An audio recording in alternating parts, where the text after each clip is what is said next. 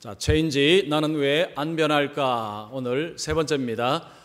자신이 원하는 하나님을 믿는다라는 제목으로 말씀드립니다. 여러분 설교 노트를 펴놓으시고요. 그리고 가능하면 펜으로 여러분 적으시면서 들으시면 집중이 훨씬 더 잘 됩니다. 그래서 오늘 또 중요한 말씀입니다. 잘 내게 주시는 말씀으로 들으셔서 여러분의 삶의 영혼의 양약이 되었으면 좋겠습니다. 자, 우리의 삶에 변화가 필요합니다. 자, 변화가 필요하지 않는다라는 것은 나는 성장을 하고 싶지 않습니다라는 말하고 같습니다. 변화는요, 성장을 위해서 반드시 필요한 것입니다. 우리의 인생은 성장을 해야 합니다. 성장하지 않는 인생은 미래가 없습니다. 여러분, 성장하지 않는 인생은 미래가 닫혀 있습니다. 자, 미래를 열어젖히기 위해서는 성장을 해야 합니다. 자, 그 성장을 위해서 반드시 겪어야 되는 과정이 변화입니다. 변화.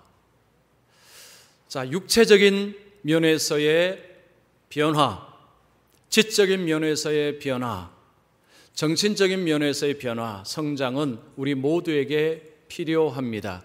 한 아이가 태어나서 변화되지 않고 성장을 하지 않는다면 질병이 있는 것입니다. 문제가 있는 것입니다. 그 문제를 빨리 알고 해결을 해야 합니다. 여러분, 우리의 영적인 삶도 똑같습니다. 영적인 삶을 풍성하게 살기 위해서, 영적인 삶을 제대로 분별하며 살기 위해서는 영적으로 성장을 해야 합니다. 영적으로 어린아이의 자리에 있으면 영적인 삶을 살 수가 없습니다. 영적인 삶을 구별하고 분별할 수 있는 능력을 가질 수가 없습니다. 여러분, 세상은 험합니다. 세상에는 가짜가 많고 사기꾼이 많습니다. 뭐가 옳고 그른지를 분별하기 위해서는 영적으로 자라나시고 영적으로 성장하고 영적으로 성숙하셔야 합니다. 예수를 믿으면 영적인 출생을 합니다. 다시 태어납니다. 다시 태어났다는 것은, 출생했다는 것은 살아야 된다는 것을 의미합니다. 자, 예수를 믿고 나서 계속해서 살아나야 됩니다. 자, 그러면 우리가 삼아야 될 변화의 목표, 성장의 목표가 무엇입니까? 예수님입니다. 자, 예수님을 닮는 것, 예수님처럼 되는 것이 저와 여러분이 가져야 될 성장의 목표입니다. 자, 하나님께서 저와 여러분들을 예수 안에서 부르시고 우리에게 성장의 목표를 알려주셨습니다. 저와 여러분은 그 지점을 향해서 계속해서 나아가야 됩니다. 여러분, 로마서 8장 29절 보십시오. 하나님이 미리 아신 자들을 또한 그 아들의 형상을 본받게 하기 위하여 미리 정하셨으니. 자, 하나님께서 그리스도인들을 위해서 미리 정하신 것이 있습니다. 예수님의 형상, 아들의 형상, 예수님을 닮도록 하는 것이 바로 하나님의 정하신 뜻이라고 이야기합니다. 자, 그러면 현실로 돌아오겠습니다. 현실로 돌아와서 우리의 삶 속에 계속해서 이런 변화가 일어나고 있느냐라는 질문을 한번 해봐야 합니다. 여러분, 예수 믿은 지 얼마나 되셨습니까? 어떤 분은 10년, 20년, 30년, 어떤 분은 50년, 그 이상 되신 분도 계실 것입니다. 예수를 믿은 지 오래되면 오래될수록 우리의 삶 속에 변화가 많이 일어나고 우리의 삶은 예수님을 향해서 계속해서 닮아가야 되는데, 그런데 혹시 주위의 분들이 여러분을 향해서 아니, 예수 믿는 사람이 왜 저래?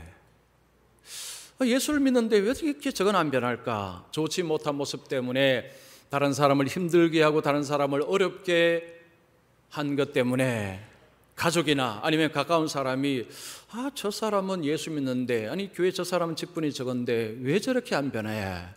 혹시 이런 이야기를 들으시지는 않으십니까? 자, 우리가 예수 믿는 연수를 자랑하기 쉽습니다. 나 예수 믿은 지 30년이 됐습니다. 그런데요, 그 이야기 속에서는 책임을 져야 됩니다. 나는 예수 믿은 지 30년이 되어서 이만큼 변했습니다. 이만큼 성장했습니다. 라는 것을 보여주셔야 합니다. 그런데 예수 믿은 연수는 많고 직분은 있는데, 그런데 삶은 성숙되지 못했다면 결국은 예수님께 문제가 되는 것입니다. 그래서 여러분, 우리가 성장하는 것은 이것은 당연한 것이고, 성장은요 누구에게도 목표가 되어야 됩니다. 나는 예수 닮는 것이 내 인생의 목표다. 나는 예수님을 닮아가는 것이 내 인생의 가장 중요한 것이다. 이렇게 예수 믿는 사람은 입으로 이야기를 할 수 있어야 합니다. 자, 만약에 우리의 삶이 성장하지 않고 제자리에 머물러 있다면 병든 것입니다. 중병이 든 것입니다. 무엇에 문제가 있을까요? 자, 오늘 짚어봐야 될 것은 믿음입니다. 믿음. 여러분, 내가 변하지 않는다면, 내 삶 속에 변화가 일어나지 않는다면 병이 들었는데 어디에 뭐가 문제였느냐? 오늘은 믿음이라는 영역을 한번 살펴보셔야 됩니다. 지금 내 믿음이 온전한가? 내 믿음은 지금 괜찮은가? 내 믿음은 지금 올바른가? 내 믿음은 지금 하나님께서 기뻐하시는 그 믿음인가? 라는 질문을 자신에게 한번 던져 보시라는 것입니다. 내 믿음에 문제가 있으면 자랄 수가 없습니다. 올바른 믿음이 생기면 자라납니다. 자, 오늘 우리가 읽은 이 말씀은 한 여인의 변화 이야기입니다. 이 여인은 12년 동안 혈루증을 앓았습니다. 몸에 피가 멈추지 않는 아주 중한 병을 12년 동안이나 앓았습니다. 여인이 겪을 고통을 여러분 우리가 충분히 상상할 수 있습니다. 엄청난 고통을 겪었습니다. 자, 그런데 이 여인에게 엄청난 변화가 일어났습니다. 그 병이 고침을 받았습니다. 흐르던 병이 뚝 그쳤습니다. 이뿐만 아닙니다. 이 여인은 하나님의 자녀가 되었고 하나님과 평화를 누리는 구원의 은혜를 입었습니다. 절망 속에 허덕이던 한 부정한 여인이 완전히 새로운 삶을 살아가게 되었습니다.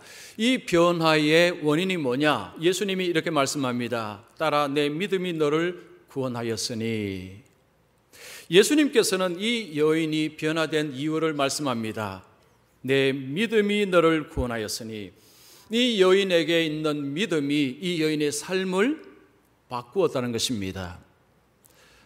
우리에게, 저와 여러분에게 올바른 믿음이 우리 속에 생성이 되고 올바른 믿음을 가지고 있으면 여러분, 우리는 변화를 향해서 나아갈 수밖에 없다는 것입니다. 근데 만약에 변화가 멈춰 있다면 이 믿음에 심각한 문제를 가지고 있다는 것, 이걸 한번 생각을 해보자는 것입니다.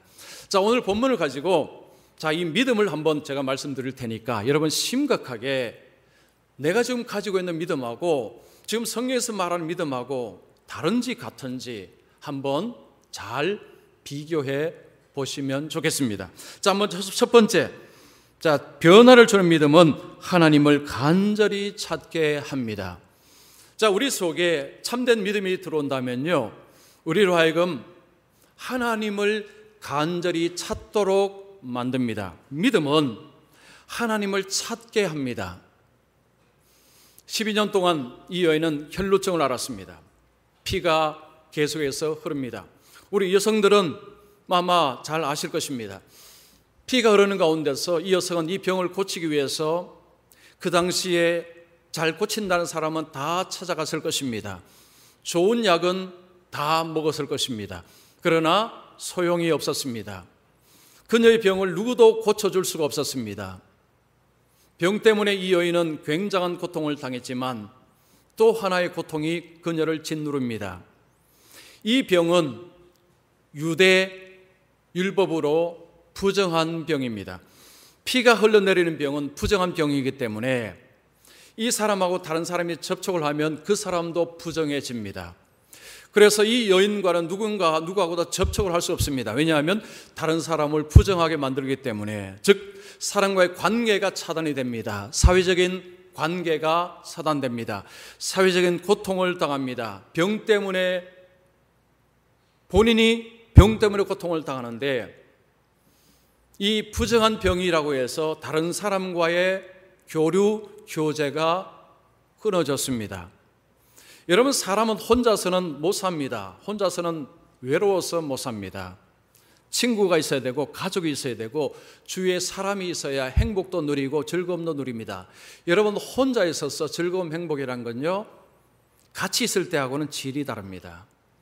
자, 이 여인이 겪었을 고통은 사실은 어마어마했습니다. 자, 이 여인이 예수님께로 찾아옵니다. 제가 질문하겠습니다. 이 여인이 예수님께 찾아올 때에 그냥 예수님 호기심이 생기니까 한번 가볼까, 예수님께 가면 뭐 좋은 일 생길지 모르니까 가볼까 라고 하면서 찾아왔을까요? 아니면 예수님께 희망을 걸고 절박한 심정으로 찾아갔을까요? 1번, 2번.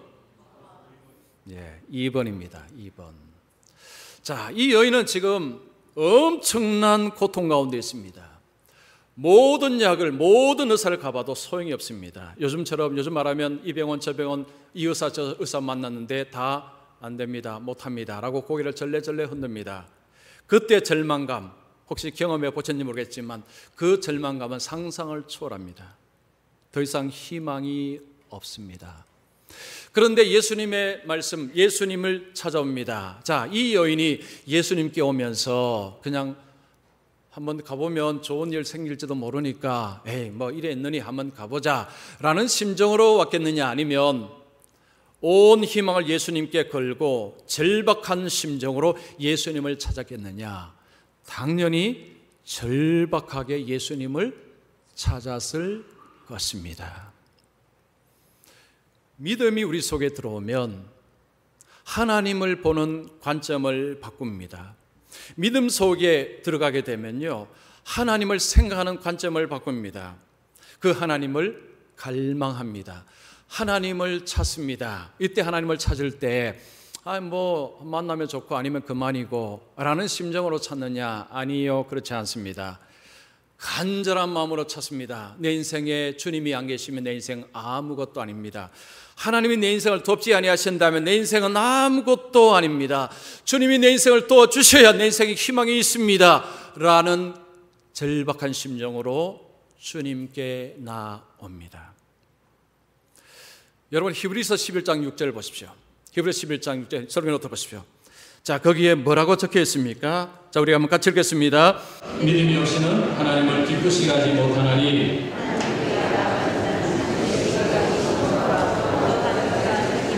상주신 이심을 할지니라. 자, 거기 보십시오.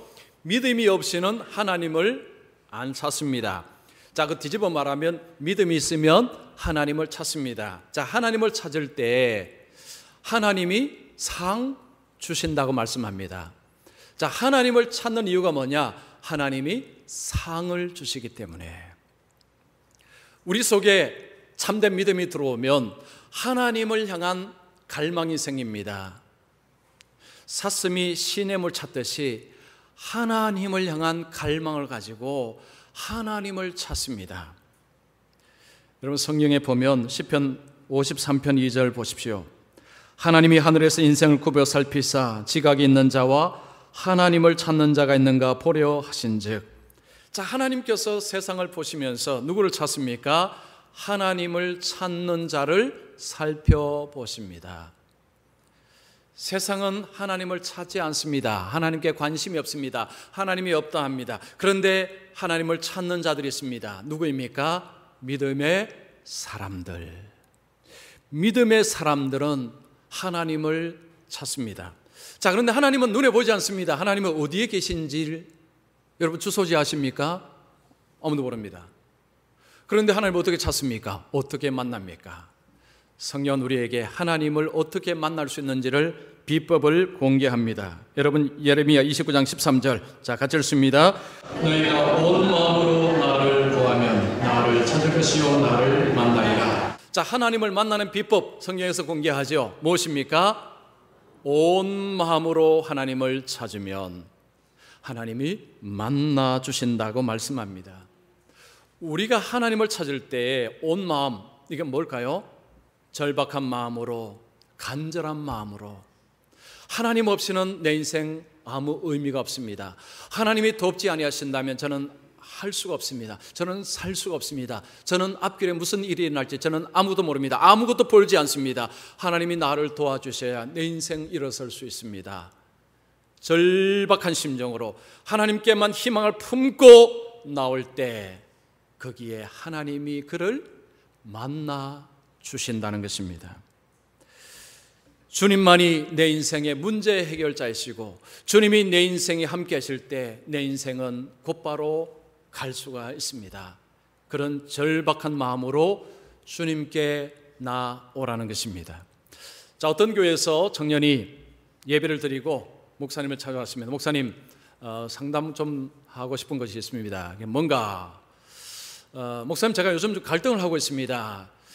세상의 재미를 보는 것하고 예수님을 따르는 것 사이에서 좀 갈등이 생깁니다. 근데 솔직히 말씀드리면 세상 재미가 쏠쏠해서 지금은 세상 재미 좀 보다가 나이가 들어서 예수님을 좀 진지하게 따를 것을 한번 고민하고자 합니다. 자, 이 청년은 교회를 다니는데 예수님을 따라야 된다는 말씀을 이렇게 들었는데 세상 재미가 너무 커서 지금은 세상 재미 좀 하다가 나중에 예수 믿지라는 생각을 한 청년이었습니다. 목사님이 그 청년에게 말합니다. 젊은이, 요즘 참 세상에 재밌는 일이 많아. 그렇지? 요즘 참 재밌고 갈 데도 많고 참 즐거운 일이 많아. 그래, 그런 갈등은 충분히 할 수가 있어. 자, 그런데 내가 한 가지 물어보겠네. 자네 이것을 주님께 한번 물어봤나? 주님께 내가 세상 재미 좀 보고 나중에 예수 믿으면 어떻습니까? 라고 한번 물어봤나? 물어봤을까요? 안 봤을까요? 안 물어봤죠. 저는 그런 질문 해본 적이 없습니다. 주님이 뭐라고 하실까요? 예수님, 목사님이 이야기합니다. 자, 성경에 이런 말씀이 있네. 천국은 마치 밭에 감추인 보화와 같으니 사람이 이를 발견한 후 숨겨두고 기뻐하며 돌아가서 자기의 소유를 다 팔아 그 밭을 사느니라. 자, 예수님께서 이 말씀하셨는데 그 당시는 보물을 맡길 만한 은행이 있는 것도 아니고 전당포가 있는 것도 아니고 그래서 사람들이 밭에다가 보물을 숨겨두었다네. 이 시간이 흐르면서 그만 그 주인이 세상을 떠나고 해서 그 보물이 어디 있는지 이제 식구들이 모르게 되는 일이 간혹 일어났다네. 근데 그 밭에서 일을 하던 일꾼이 그 보물을 딱 발견하고는 그대로 가져가면 도둑놈이 되기 때문에 그래서 그대로 덮어두고 자기가 가진 것을 다 팔아서 그 밭을 사는 일이 있네. 자, 젊은이, 이 사람은 왜 자기의 것을 다 팔아서 밭을 샀다고 생각하나? 아니, 그야 그 보물이 그가 가지고 있는 것보다 더 가치 있기 때문이죠. 맞네, 바로 그거네. 이 일꾼이 자기의 모든 것을 판 것은 그 보물이, 그가 발견한 보물이 자기가 가지고 있는 모든 것을 판 것보다 더 가치 있기 때문이네. 예수님이 왜 이 말씀하셨는지를 아시는가? 예수님은 하나님 나라와 예수님이 보물이라고 말씀을 하신 것이네. 예수님을 보물로 한다면 세상에 그 어떤 것도 이보다 가치 있는 것은 없다고 여길 것이네.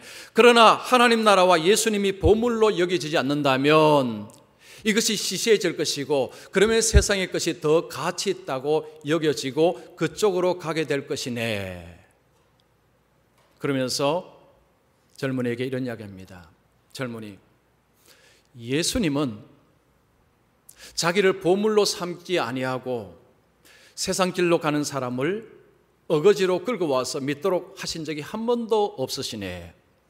예수님을 보물로 삼지 않고 세상을 떠나가면 그냥 보내주셨네.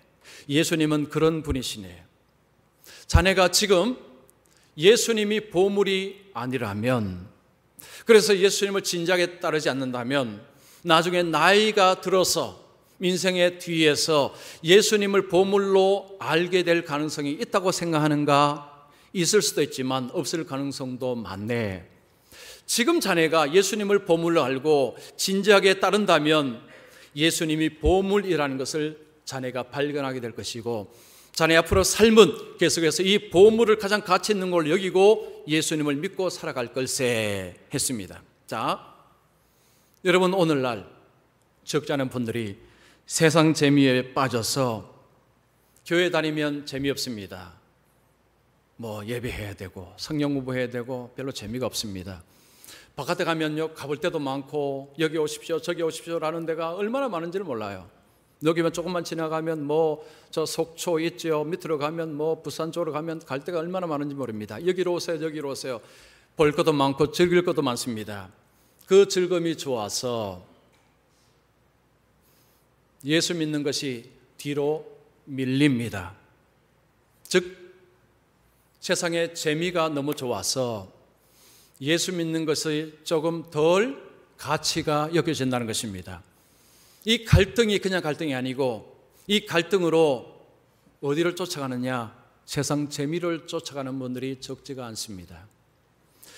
자, 제가 질문하겠습니다. 하나님은 자기를 찾는 자들에게 상 주신다고 하셨습니다. 그 상이 뭘까요? 돈, 건강, 명예, 즐거움? 자, 우리가 하나님을 찾을 때 하나님 우리에게 상 주신다고 하셨습니다. 여러분 믿으십니까? 진짜로요. 자, 그럼 뭘 주신다는 것입니까? 자, 창세기 15장 1절 우리 같이 읽습니다.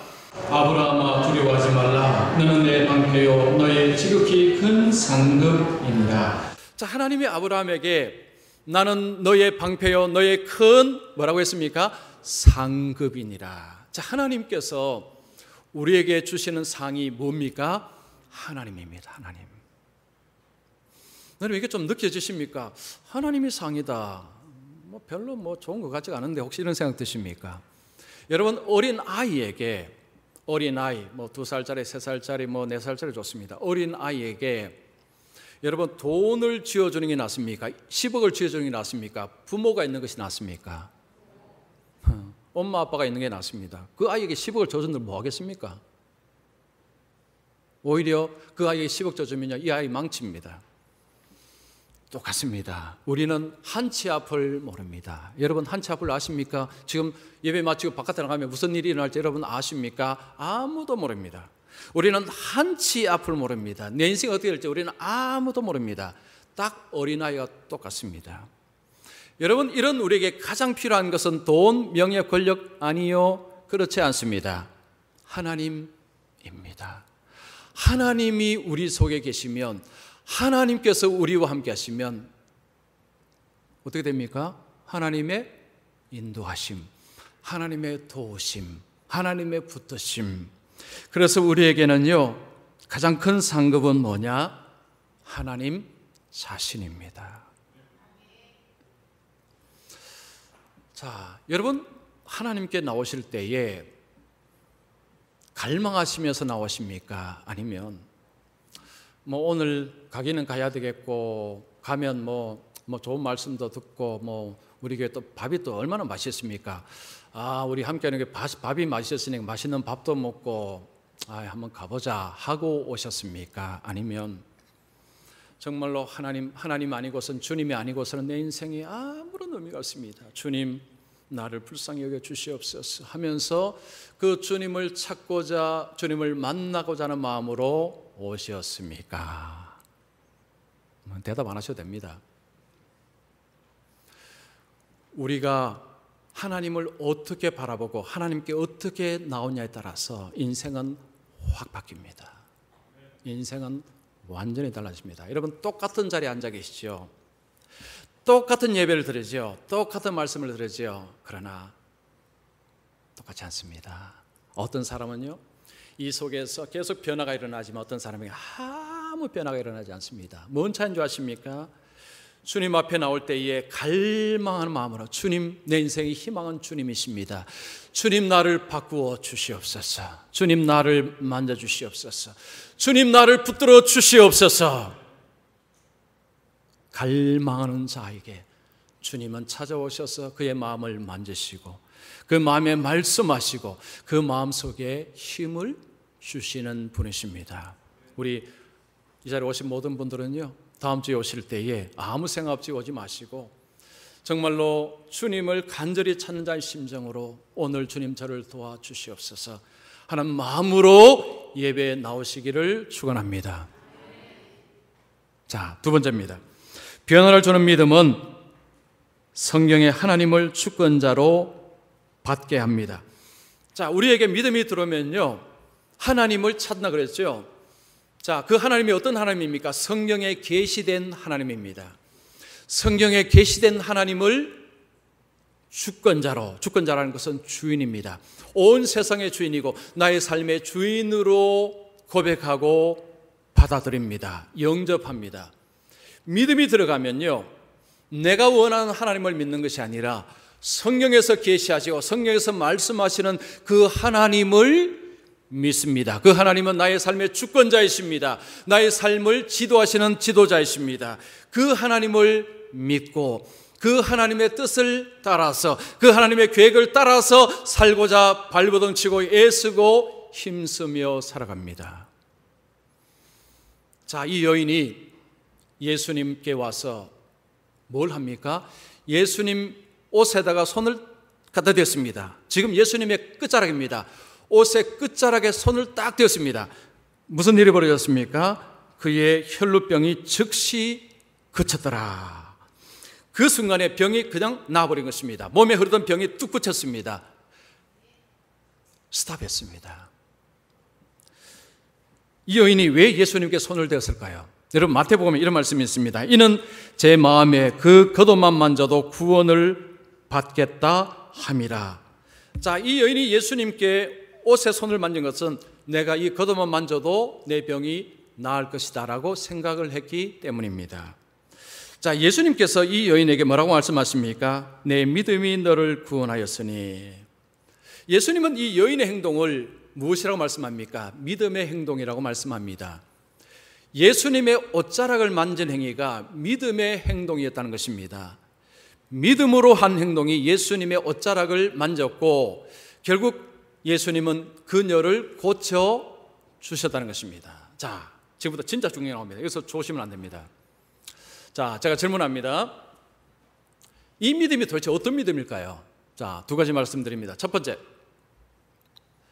내가 원하는 것이 이루어질 줄로 믿습니다 라는 믿음입니까? 아니면 예수님은 메시아이시기 때문에 나를 고쳐주실 수 있다고 믿습니다 라는 것. 1, 2번 중에 1번, 2번. 아이고, 여러분 잘 아시네요. 자, 어떻게 들어보면요, 그게 그건 같아요. 자, 다시 말씀드립니다. 내 병이, 내 소원이, 내가 원하는 것이 이루어질 줄로 믿습니다 라는 믿음인지, 아니면 예수님은 메시아이십니다. 당신은 메시아이십니다. 당신은 메시아이기 때문에 나의 병을 고쳐주실 줄로 주실 수 있다는 것을 믿습니다 라는 믿음. 뭐 그게 그건 같죠. 그런데 이게 다릅니다. 자, 우리에게 믿음에 관한 혼란이 어디 오느냐 하면, 여러분 농담할 때 그러죠. 세게 믿어야 된다 그러죠. 센 믿음, 아니면 빡세게 믿어야 된다. 기도할 때도 빡세게 기도해야 된다. 그래서 저보고 어떤 분이 기도할 때 목사님 좀 빡세게 기도해 달라는 그런 분 요청도 있었어요. 그래서 저는 빡세게 기도하는 거 어떻게 기도하는가 저는 잘 모르겠습니다. 옛날에는 그 기도원에 많이 갔습니다. 제가 뭐 중학교, 고등학교, 대학 때는 기도원에 많이 갔어요. 기도원에 가면요, 늘 하는 이야기가 있습니다. 오늘 소나무 뿌리 하나를 뽑고 가야 된다. 그래야 기도 응답이 된다는 것입니다. 그래서 주실 줄로 믿습니다. 믿습니다. 아이고, 이게 빡센 믿음이에요. 빡센 믿음. 자, 질문할게요. 여러분, 이 믿음은 이게 무슨 믿음입니까? 여러분, 초점이 무엇입니까? 내 소원, 내가 원하는 것이 초점입니다. 내가 원하는 것 될 줄로 믿습니다. 믿습니다. 믿습니다. 이게 빡센 믿음이에요. 자, 오늘날 세상에는요, 여러분 성공에 관한 책들, 자기계발서 책 보면 이런 이야기 나옵니다. 여러분 어떤 것을 원한다면 그것을 종에다가 적고 책상에 붙이거나 가방에 붙이거나 냉장고에 붙이거나 매일매일 쳐다보며 그것을 입으로 중얼거려라. 예를 들어서 대통령이 되고 싶다 그러면 나는 대통령이 될 거야 라는 것을 책상에 붙여놓고 매일매일 나는 대통령이 될 거야, 나는 대통령이 될 거야, 나는 대통령이 될 거야 계속해서 하라는 거죠. 그러면 된다고 이야기합니다. 자, 직장인들이 직장을 생활하면서 이제 나름대로 포부가 있고 소망이 있지 않습니까? 비전이 있지 않습니까? 그걸 적으라는 거죠.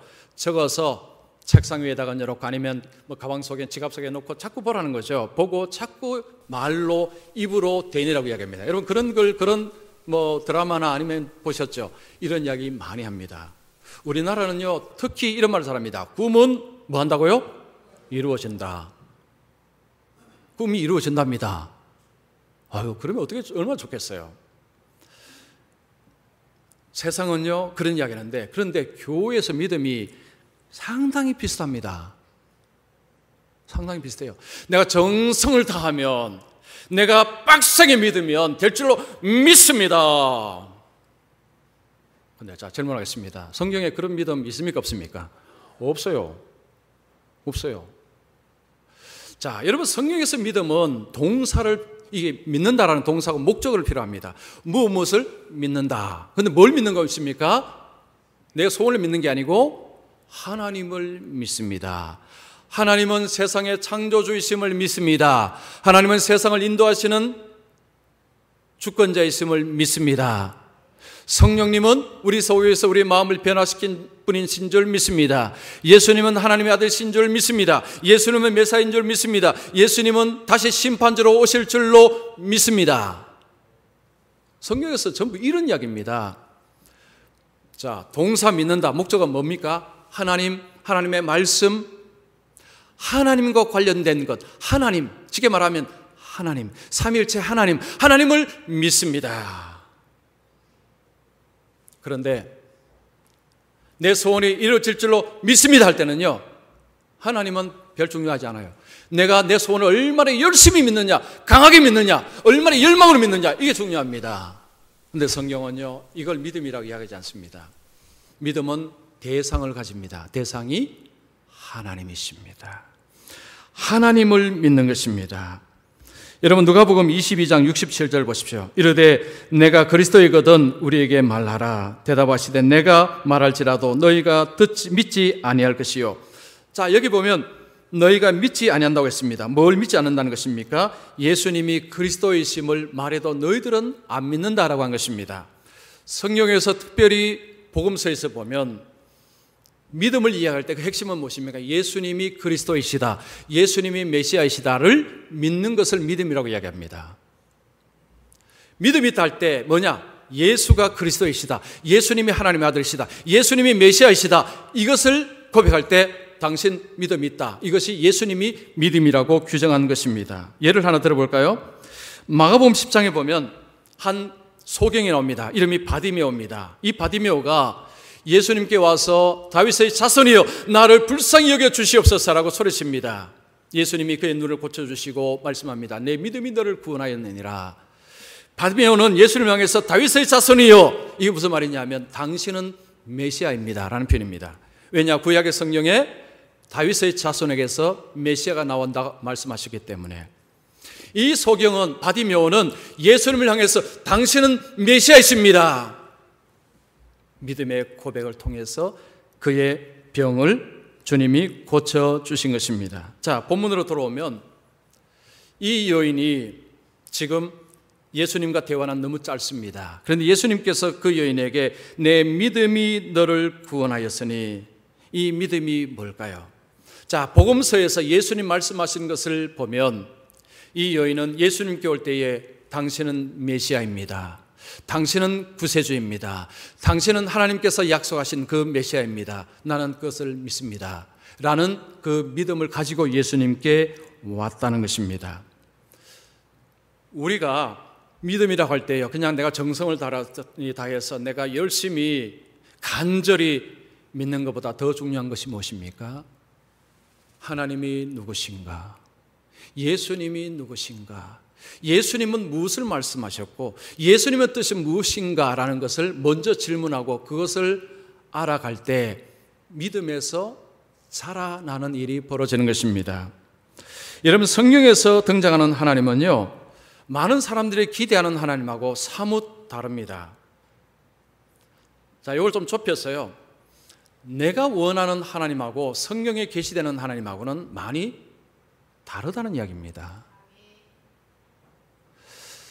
자, 예수님께서 마태복음 16장에 보면 가이사랴 빌립보 지방에서 제자들에게 이런 말씀합니다. 내가 유대 지도자들에게 고난을 당하고 내가 죽임을 당할 것이다. 그러자 베드로가 뭐라고 했습니까? 주님, 절대 그런 일이 일어나서는 안 됩니다. 베드로가 막아섰습니다. 주님, 그게 무슨 이야기입니까? 아니, 메시아인 주님에게 그런 일이 일어나다니요. 말도 안 되는 소리입니다. 절대 그런 일이 일어나서는 안 된다는 거죠. 그럴 때 예수님께서 이렇게 말씀하셨습니다. 누구든지 나를 따라오려거든 자기를 부인하고 자기 십자가를 지고 나를 따를 것이니라. 예수님께서 제자들에게 나를 따라오려거든 자기 십자가를 지라는 것은 죽을 각오하고 나를 따라오라는 것입니다. 자, 예수님의 제자들 그리고 그 당시 유대인들은 메시아에 대해서 뭘 기대하고 있었습니까? 부강한 나라, 그들에게 빵을 주고 먹을 것을 해결해 주고 모든 문제를 해결해 주고 하는 그 메시아로 기대를 했는데 예수님은 뭐라고 말씀합니까? 나는 거기에 관심 없다. 나는 죽으러 왔다. 나는 죽을 것이다. 나는 십자가 질 것이다. 너희도 나를 따르거든 십자가 지고 나를 따르라. 나를 따르거든 죽을 각오와 나를 따르라. 여러분, 예수님의 제자들이 이해를 했을까요? 못했을까요? 다시 질문합니다. 예수님의 제자들이 예수님 이 말을 이해했을까요? 못했을까요? 못했습니다. 왜 못했을까요? 그들이 기대하는 메시아상하고 예수님 말씀 메시아상이 너무 달랐기 때문입니다.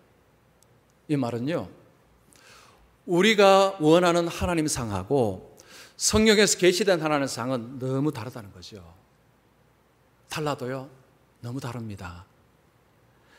오늘날에 적지 않은 분들이 교회를 왔다가 교회를 떠납니다. 여러분, 떠난 이유가 뭔지 아십니까?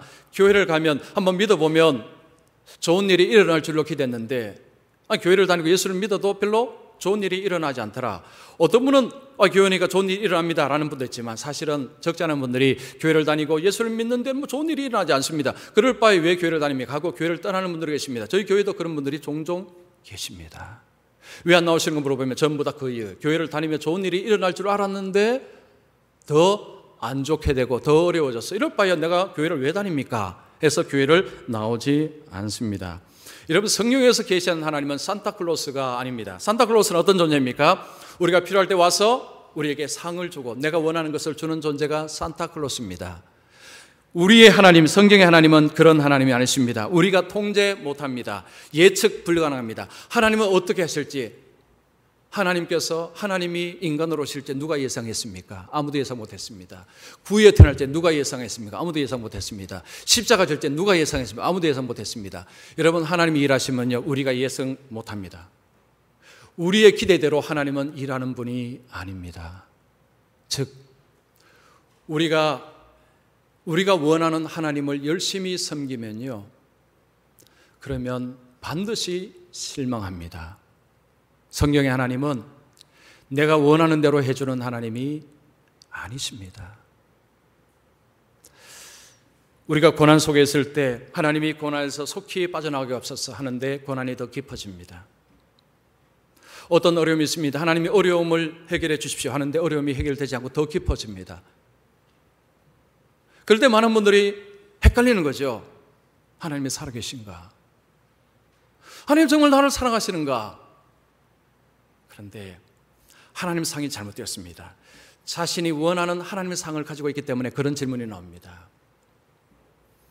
하나님이 누구신지, 하나님은 어떻게 일하시는지를 잘 봐야 됩니다. 그래야 실망하지 않습니다. 자, 하나님께서 오늘 저와 여러분들에게 이런 질문합니다. 삶의 고통과 고생이 계속될지라도, 그럴지라도 여전히 나를 신뢰하고 믿겠느냐? 예수님을 사랑하고 섬기는 대가로 삶이 점점 더 어려워지고 고난은 점점 더 많을지라도 그래도 나를 여전히 따르겠느냐? 제가 여러분에게 질문합니다. 여러분 삶 속에, 가정이나 일터 속에 예수님을 믿는데도 어려움이 하나가 생겨 두 개 생겨 자꾸 어려움이 더 생깁니다. 더 힘듭니다. 더 고통스럽습니다. 그럼에도 불구하고 여전히 하나님을 신뢰하고 하나님을 믿으시겠습니까? 여기에 대한 답을 하셔야 돼요. 많은 분들이 교회를 왔다가 떠납니다. 내가 만든 하나님을 열심히 섬기다가 충족이 되지 않으니까 떠납니다. 성경에 계시된 하나님은 우리의 주권자이십니다. 모든 것의 창조자이시고 뜻대로 행하시는 분이십니다. 그러면 우리의 초점은 하나님께서 무엇을 원하시는가? 하나님의 뜻이 무엇인가? 이거를 물어야 합니다. 그리고 그 하나님을 우리가 섬길 때 고난과 어려움이 있어도 여전히 우리가 하나님을 믿을 수 있습니다. 자, 세 번째, 변화를 주는 믿음은 인간에게 가장 필요한 구원을 줍니다. 자, 우리가 섬기는 하나님 이것 좀 해주세요, 저거 해주세요 하는데 하나님 묵묵부담입니다. 그런데 여러분, 우리가 하나님을 신뢰하고 하나님을 섬겨야 될 가장 큰 이유가 뭔지 아십니까? 구원 때문입니다. 자, 인간에 가장 필요한 구원을 주십니다. 12년 동안 혈증 앓던 여인이 이제 병이 나았습니다. 예수님이 뭐라고 하십니까? 누가 내 몸에 내 옷에 손을 댔느냐? 내 몸에 손을 댔느냐? 지금요, 무리들이 엄청나게 많습니다. 막 떠밀고 있습니다. 사실은 주님의 몸에 손댄 사람이 한두 사람이 아닙니다. 근데 주님은요, 지금 뭐라고 하나요? 누가 의도적으로 내 몸에 손댔느냐라는 거죠. 주님은 아셨습니다. 그러자 여인이 떨며 엎드리며 자신의 일어난 일을 자초지종 다 이야기합니다. 자, 그때 예수님께서 뭐라고 말씀합니까? 자, 여기에 중요하게 보시는 게요, 여러분 볼펜 있으면 거기다 해보십시오. 따라, 여기다가 동그라미 치시고 믿음, 구원, 평안, 이 네 개의 동그라미 쳐보십시오. 중요한 단어입니다. 따라, 믿음이 너를 구원하였으니 평안히 가라. 자, 지금 여인은 부정한 여인이었습니다. 예수님 뭐라고 말씀합니까? 따라. 이게 무슨 이야기일까요? 너는 하나님의 자녀다. 너는 하나님의 자녀다. 자, 내 믿음이 너를 구원하였으니, 이 구원은 무슨 구원일까요? 단지 육체의 질병 난 이 구원이 아니고 그의 온 존재의 구원입니다. 자, 보십시오. 평안히 가라. 이 평안은 하나님과 관계가 회복이 안 되면 주어질 수 없는 것입니다. 왜 사람들이 불안해할까요? 왜 불안합니까? 누가 나를 해칠까 하는 그런 마음 때문에 불안한 거죠. 자, 하나님과의 관계가 회복될 때 주님이 주시는 선물 중에 하나가 평안입니다. 평안. 자, 이 여인은요, 하나님의 구원을 얻었습니다. 하나님의 자녀가 되었다. 따라 평안을 주셨습니다. 자, 우리에게 진실로 중요한 것은 이 구원입니다. 우리가 죽어서 천국 가는 구원도 있지만요, 이 땅에서 이미 이 구원은 시작됩니다. 하나님과 관계가 회복되면서 주님 안에서 평안을 누립니다. 하나님의 자녀로서 살아갑니다. 이 구원은 누구에게 주십니까? 예수를 메시아로 고백하는 모두에게 주는 선물입니다. 예외가 없습니다. 성경은 구원은 어떻게 온다고 이야기했습니까? 믿음으로 온다고 얘기합니다. 여러분, 로마서 3장 28절을 보십시오. 사람이 어렵다 하심을 얻는 것은 율법의 행위에 있지 않고 믿음으로 되는 줄 우리가 인정하느라. 성경은 우리가 믿음으로 하나님의 자녀가 되고 하나님 앞에 의롭다 되고 우리가 구원을 받는다는 것이 성경의 일관된 이야기입니다. 구약의 아브라함을 보십시오. 창세기 15장 6절을 보시면 아브라함이 여호와를 믿으니 여호와께서 이를 그의 의로 여기시고, 아브라함조차도 하나님 앞에서 구원받은 이유는 그의 믿음 때문입니다. 자, 아브라함에게 믿음이 주어질 어떤 일이 벌어졌습니까? 고향 친척을 떠나라 할 때 그 믿음이 있었기 때문에 반응해서 떠났습니다. 믿음은 바로 이것입니다. 우리 속에 믿음이 들어오면 하나님의 말씀에 귀를 기울입니다. 주님 말씀하십시오. 제가 듣겠습니다. 그리고 주님 말씀을 따라서 행동을 움직입니다. 좌측, 좌로 가라, 예, 알겠습니다. 우로 가라, 알겠습니다. 이게 믿음입니다. 야고보서 2장 14절 보십시오. 내 형제들아, 만일 사람이 믿음이 있노라 하고 행함이 없으면 무슨 유익이 있으리요? 그 믿음이 능히 자기를 구원하겠느냐? 자, 믿음이 있다. 여기 행함을 변화라고 한번 단어를 넣어봐도 됩니다. 믿음이 있노라 하는데 변화가 없으면 무슨 유익이 있으리요? 그 믿음은 죽은 믿음이라고 이야기합니다. 예수를 믿는데 믿음이 들어왔는데 삶의 변화가 일어나지 않는다. 뭘 의미할까요? 믿음이 죽었다는 이야기입니다. 자, 어떤 동네에 상점이 하나가 있습니다. 요즘은 다 편의점에 들어가 있지만 이제 옛날에 어느 이제 마을에 가게, 뭐 조그만 가게죠. 구멍가게 같은 것입니다. 자, 이 상점 주인이 물건 사러 오는 동네 주민에게 이런 이야기합니다. 아, 우리 동네 교회에 새로 목사님이 오셨는데 목사님이 설교를 정말 잘합니다. 자, 그러자 어떤 분이 말합니다. 아, 그래요? 근데 목사님 설교 어떻게 하시기 그렇게 잘하십니까? 이게 상점 주인이 말하기를 저도 한 번도 들어보지는 못했습니다. 아니, 당신이 들어보지도 않고 목사님 설교를 잘한다는 걸 어떻게 아십니까? 뭐라고 했을까요? 제가 옛날에 한번 한 적이 있죠. 자, 이렇게 이야기했습니다. 목사님이 오신 후에 그 교인들이 외상값을 잘 갚습니다. 목사님이 오신 후에 교인들이 외상값을 잘 갚습니다. 이전에는 안 갚았는데 목사님 오시니 잘 갚았다는 거죠. 그러니 목사님이 설교를 잘하지요.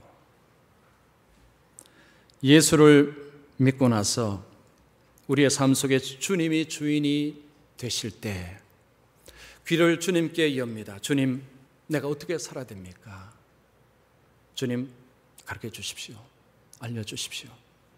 이제는 주님께서 말씀하는 대로 살려고 애쓰겠습니다. 물론 우리가 완벽하지 못하지만 초점이 나에 의해서 주님께로 바뀝니다. 이것이 믿음입니다. 예수님을 그리스도로, 예수님을 나의 삶의 주인으로 믿을 때, 내 삶의 주인이 될 때 이제는 초점이 주님께로 가십니다. 주님은 나중에 심판자로 오십니다. 주님 앞에 서야 됩니다. 그러면 주님이 무엇을 원하시는지에 관심을 가지고 사는 것이 정상입니다. 그렇죠. 그런데 저와 여러분이 지금 여러분 어디에 초점이 있습니까? 어디에 초점을 가지고 살고 계십니까? 믿으니까 나는 천국 가. 이제 됐어. 혹시 이렇게 생각하지 않습니까? 그렇지 않습니다. 예수님은 천국 입장권을 주러 오신 분이 아니십니다. 예수님은 우리의 삶의 주인으로 오셨습니다. 예수님은 내 삶의 주인이 되기를 원하십니다. 예수님이 내 삶의 주인이 될 때 예수님이 우리를 인도하십니다. 궁극적으로 우리를 인도하시는 것은 천국, 하나님의 나라, 하나님입니다. 자, 여러분 잘하고 계십니까? 여러분 성장하고 계십니까? 사람에 대한 열망이 있으십니까? 내가 영적으로 살아야 되는데 라는 그 갈망 혹시 있으십니까? 삶의 변화라는 것을 통해서 여러분 자신 스스로가 내가 이렇게 변화되니까 참 좋구나 하는 그런 기쁨이 있으십니까? 혹시 그렇지 않다면 여러분 속에 믿음을 살펴보십시오. 내 믿음이 병들었구나. 내가 성경에 하나님을 주권자로 믿는 것이 아니고 내가 만든 하나님을 내가 믿구나. 여러분 생각하시고요. 관점을 바꾸십시오. 내가 만든 하나님은 없습니다. 아무 실체가 없습니다. 성경의 하나님만이 하나님이십니다. 성령이 계시는 하나님만이 진짜 하나님이십니다. 그 하나님이 주권자이시고 그 하나님이 주인이시고 그 하나님이 창조자시고 그 하나님이 우리를 붙드시는 분이시고 그 하나님이 우리를 구원으로 인도하시는 유일한 분이십니다. 그래서 여러분 주님을 섬길 때 내가 만든 하나님이 아니라 성경의 하나님을 믿으시고 그 하나님이 주시는 구원의 은총을 누리시기를 축원합니다. 기도하겠습니다.